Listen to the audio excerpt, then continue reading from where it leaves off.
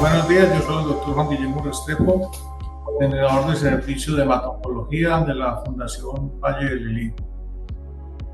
En el día de hoy voy a compartir con ustedes este estudio cuyo título están viendo en la diapositiva, el cual se refiere a los resultados clínicos de la evaluación de pacientes con tumores sólidos usando telemedicina en dos poblaciones, una con base rural y otra con base urbana.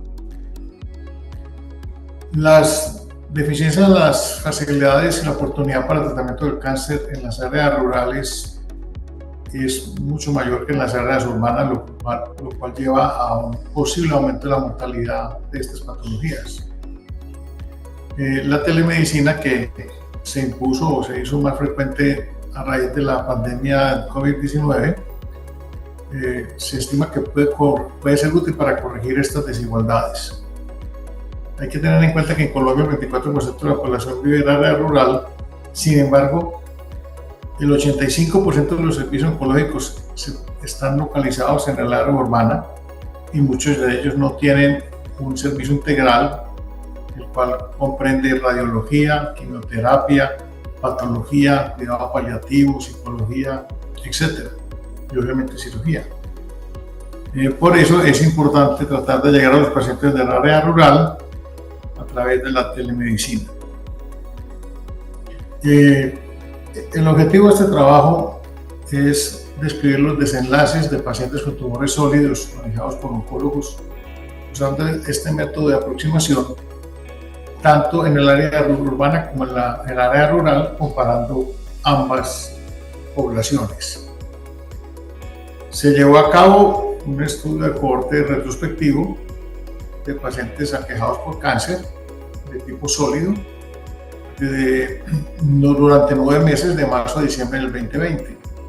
Se incluyó un total de 1.270 pacientes con esta patología, 704 ubicados en el área urbana y 566 en la rural.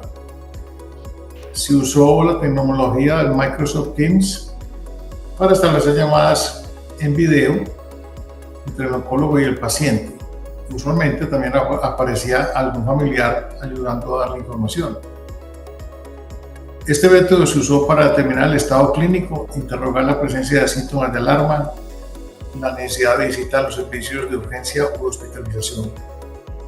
Toda la información fue grabada en el Sistema de Historia Clínica Electrónica de la institución, el SAP, y todos los exámenes, las medicaciones, las fórmulas se hicieron también por este medio y se le enviaron al paciente y a su familia por correo electrónico. Se incluyó al menos pacientes que recibieron al menos una consulta por vía de telemedicina dirigida por el oncólogo. El grupo de pacientes que daba su condición clínica, que era más seria y que requerían examen físico, fueron excluidos. De tal manera que la población claramente representa pacientes con un riesgo más bajo de su enfermedad. La mediana de edad fue de 66 años, 71% fueron mujeres y el 69% tenían alguna comorbilidad, especialmente diabetes, hipertensión, hipotiroidismo. Los tumores más frecuentes siguieron la tendencia mundial, siendo mama el más frecuente con 53.6%, próstata 12%, con el recto 8.3%, seguido por pulmón, que fue del 5%. Del grupo de pacientes es importante notar que el 72.6% tenía un tumor localizado sin enfermedad metastásica evidente. 63% estaban en tratamiento activo y el estado funcional definido por el ECOG fue de 0, es decir, pacientes completamente funcionales, 69%, 1, 19.2%, ECOG 2, 6.3%. Es decir, la mayoría de los pacientes tenían un grado funcional adecuado. Al comparar los dos grupos, entre urbano y rural, no hubo diferencia en estos parámetros de seguimiento. Es decir, ambos grupos tenían pacientes en estados tempranos de la enfermedad con un estado funcional bastante adecuado. Siguiendo con los resultados, 109 pacientes tenían alteraciones en el examen físico y 220 en los exámenes de laboratorio. Hay que tener en cuenta que el examen físico que se puede hacer por esta metodología es bastante limitado y se han hecho estudios comparando lo que el médico puede ver a través de la pantalla con un médico general que examina al paciente en el sitio. Y se encontró que en general no había unas diferencias significativas, aunque los estudios son pequeños.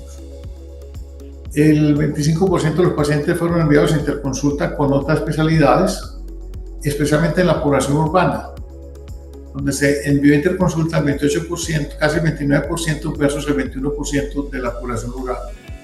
Esto obviamente se debe a la facilidad. Es mucho más fácil conseguir una interconsulta en una ciudad grande que en una población más alejada.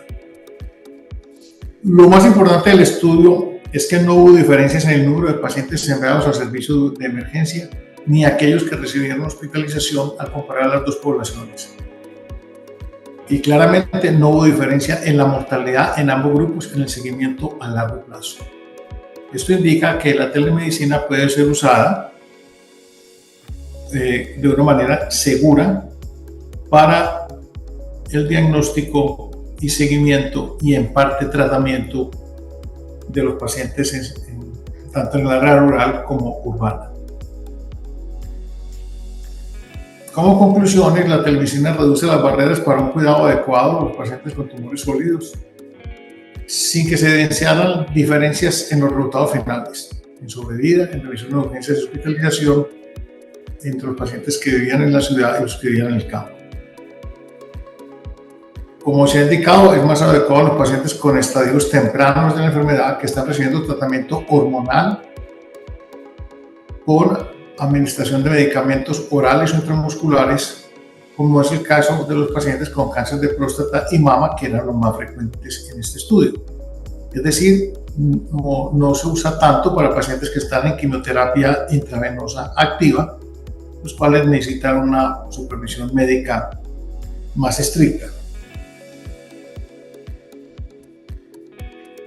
Esta tecnología puede ser aplicada para el tamizaje, diagnóstico, tratamiento y seguimiento de este grupo de pacientes. Anticipa las visitas al servicio de emergencias y las hospitalizaciones, previene infecciones nosocomiales y reduce la frecuencia de consultas presenciales que requieran desplazamientos prolongados. Este último punto es muy importante en áreas remotas como las que sirve este hospital, ya que es el centro de referencia del suroccidente del país y cubre una serie de departamentos alejados que hacen que la población tenga que desplazarse durante largos periodos de tiempo para llegar a una cita médica presencial.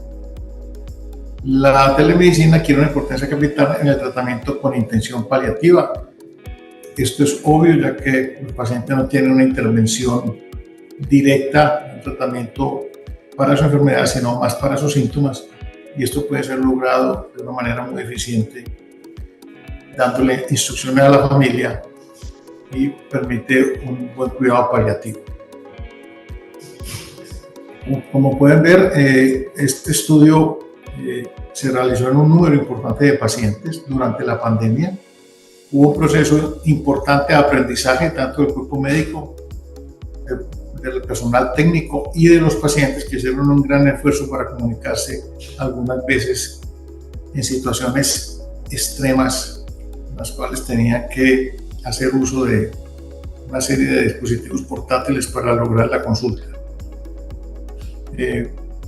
Las desventajas de este estudio es que es obviamente de tipo retrospectivo, en pacientes elegidos, en aquellos que no tenían una complejidad muy alta, y la otra desventaja es el examen físico, que obviamente no es igual hacerlo a través de una comunicación visual que de una manera presencial.